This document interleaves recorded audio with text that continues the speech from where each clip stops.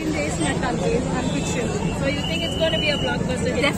Definitely, yeah. And not only here, even I got some calls from London and US. అక్కడ కూడా block buster hit అయ్యిందనే అంటున్నారు నా friends.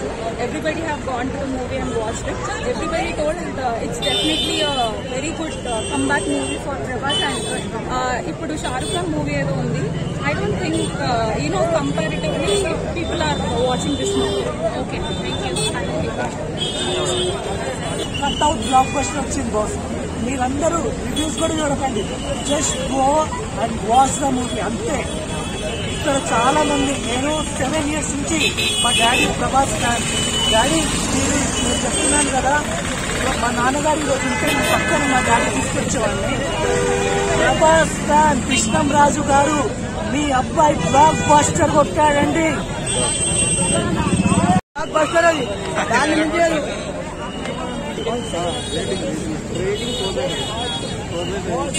Second part చూసాం. ఎట్లా చూద్దాం అనుకున్నాము అట్లానే చూపించాం. సినిమా అయితే చాలా బాగుంది. యాక్షన్ సీక్వెన్స్, ప్రభాస్ అన్న ఒక మాస్ లుక్ లో చూద్దాం అనుకున్నాం ఫ్యాన్స్. వాళ్ళకైతే పండగ చేసుకున్న సినిమా ఇది. ప్రభాస్ గారికి ఫుల్ మీల్స్ అన్నట్టేనా?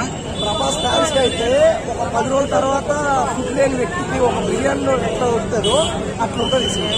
మరి ఈ సినిమాకి ప్రభాస్ కి అయితే పెద్ద ఫ్యాన్ ఇండియా లెవెల్ హిట్ అయితే పడుతుందని చెప్పగలుగుతారా? Definitely 2000 crores. మరి ప్రభాస్ ఫ్రెండ్షిప్ బాండింగ్ చేస్తారు సినిమాలో. ప్రభాస్ బౌండింగ్ ఫ్రెండ్షిప్ గురించే ఈ సినిమా మొత్తం, ఫ్రెండ్షిప్ గురించే.